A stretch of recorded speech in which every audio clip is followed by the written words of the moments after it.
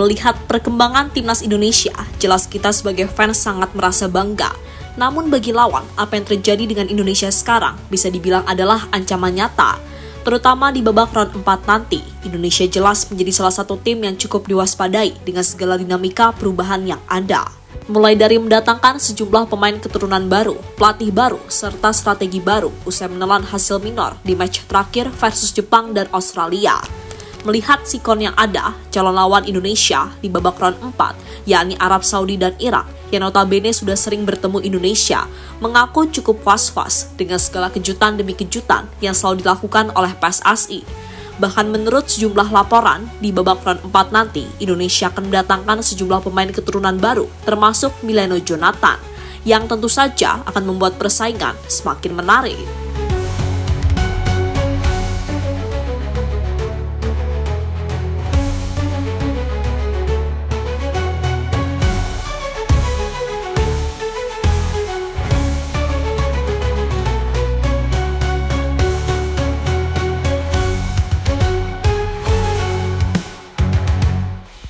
Sebagian besar dari kita mungkin sepakat jika lolos ke Piala Dunia memang jadi mimpi terbesar bagi publik tanah air saat ini.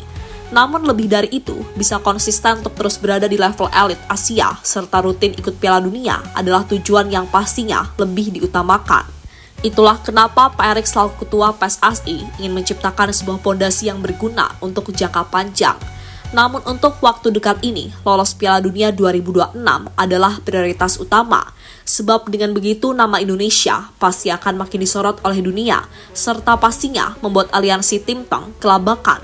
Karena lama-lama Indonesia akan semakin dianggap berbahaya lantaran punya jangkauan relasi yang luas, terutama dengan negara-negara maju. Ya, bila kita ingat-ingat lagi, di depan wartawan dari media Italia, Corriere dello Sport, Pak Erick menyampaikan soal proyek ambisius untuk sepak bola Indonesia dalam 20 tahun ke depan. Ya, dalam wawancaranya itu Pak Erick membeberkan visi jangka panjang untuk sepak bola Indonesia di tahun 2045, di mana beliau sangat ingin Indonesia bisa bersaing di top level Asia dan konsisten bersaing di Piala Dunia. Bahkan kepada media ternama asal Jerman, Reuters, Pak Erick ingin Indonesia masuk 50 besar ranking dunia serta 9 di Asia. Mantep gak tuh? Indonesia harus bisa menjadi tim di posisi 9 besar Asia karena jumlah populasi dan hasrat kami buat terhadap sepak bola, namun tentu butuh waktu. Kami ingin menjadi negara 50 besar dunia pada 2045 karena di tahun ini pendapatan per kapita negara ini akan di kisaran 27.000 USD hingga 30.000 USD. Ini adalah negara besar sehingga di masa depan kualitas sepak bolanya akan meningkat. Banyak yang bilang Indonesia sebagai macan yang sedang tidur. Itulah mengapa kami membuat program untuk menjadi lebih baik.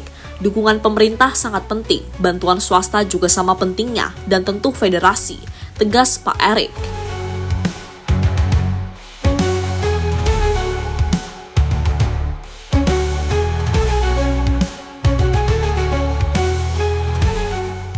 Dan kini setelah pembagian grup babak round 4, Pak Erick pun langsung ngegas untuk memproses para pemain-pemain keturunan yang sudah disiapkan. Mulai dari Mileno Jonathan hingga Jairo Ridwan. Selain itu, ada juga nama seperti Maro Zylstra yang bisa menjadi opsi jika Ole Romeni gak bisa bermain di babak round 4 usai cedera di Piala Presiden kemarin. Selain itu, Jan Schreven juga bisa menjadi opsi untuk lini depan timnas Indonesia di babak round 4 nanti. Meski usianya masih muda, tapi dia punya kualitas dan naluri buas sebagai seorang striker. Dan hal itu bisa kita lihat saat dirinya mencetak 6 gol atau double hat-trick di laga pembuka ASEAN Cup 2025 kemarin.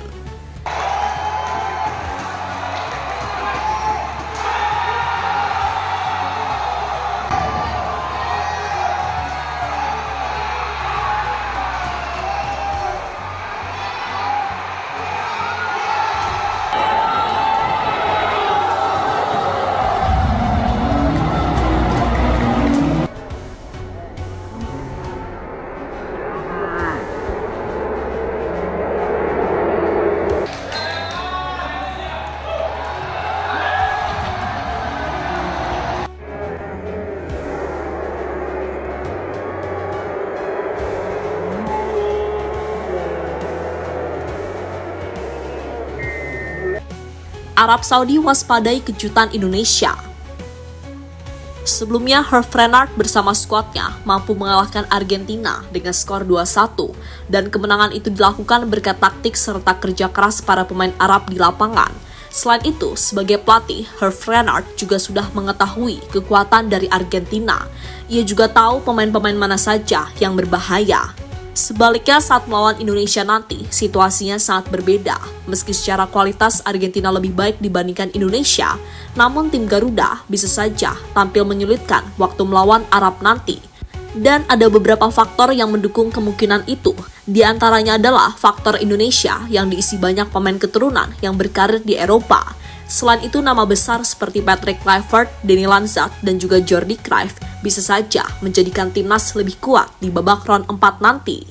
Meski di laga terakhir Indonesia dihajar Jepang 6-0, bisa saja itu menjadi titik balik bagi Indonesia, asuhan Patrick Kluivert, untuk bangkit dan mengincar satu tiket ke Piala Dunia secara langsung.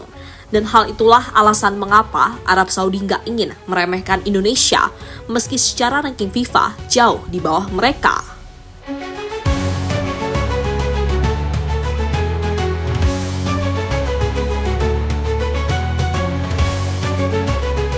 Melihat peluang Indonesia lolos ke Piala Dunia 2026. Ya, sebagai pengingat lagi, kalau round 4 kualifikasi Piala Dunia 2026 zona Asia akan digelar pada 8 hingga 14 Oktober 2025, di mana 6 tim ini nanti akan bertarung untuk memperebutkan 2 tiket langsung ke Amerika Serikat, Kanada, dan Meksiko. Berbeda dari fase sebelumnya, kali ini pertandingan berlangsung di venue terpusat, dan di grup A tuan rumahnya Qatar, sedangkan grup B Arab Saudi.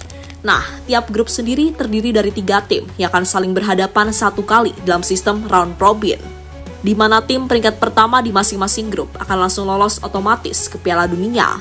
Sementara, runner-up dari masing-masing grup akan bertanding dalam format 2 leg pada November 2025, dan pemenangnya akan mewakili AFC di Interconfederation Playoff pada Maret 2026.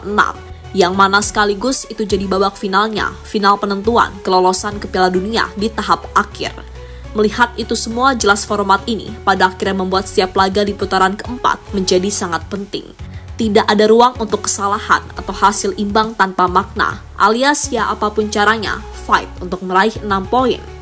Ya, bagi Indonesia sendiri, mudah-mudahan di Oktober nanti, semua pemain yang dibutuhkan, termasuk oleh Romani, bisa tersedia. Kalaupun ada pemain baru yang grade A, itu juga jauh lebih bagus. Apalagi kalau mereka bisa ikut main dulu di FIFA Matchday bulan September sebagai adaptasi. Dan jelas di uji coba bulan September melawan Kuwait serta Lebanon, mudah-mudahan tim pelatih benar-benar bisa memanfaatkan itu semua untuk full eksperimen serta mematangkan taktik. Persetanlah dengan ranking FIFA, karena percuma juga kalau amit-amit kita gagal. Toh, kalau kita bisa main bagus dan menang untuk kemudian lolos ke Piala Dunia, amin, ranking FIFA juga otomatis naik sendiri kok, kan gitu. Untuk itu, ayolah singkirkan dulu ego masing-masing, semuanya bersatu untuk keberhasilan timnas Indonesia.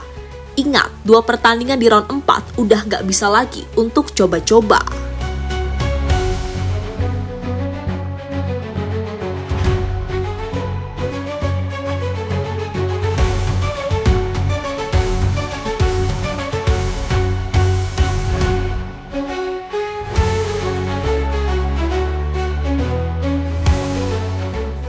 Dan terlepas dari apapun, saatnya semua elemen bersatu untuk membela timnas Indonesia. Karena kapan lagi Indonesia bisa punya peluang sedekat ini untuk menembus tebalnya dinding dunia. Dan kita doakan saja semoga para pemain yang diusahakan oleh PSSI untuk bermain di babak round 4 cepat selesai dalam kurun waktu yang singkat ini.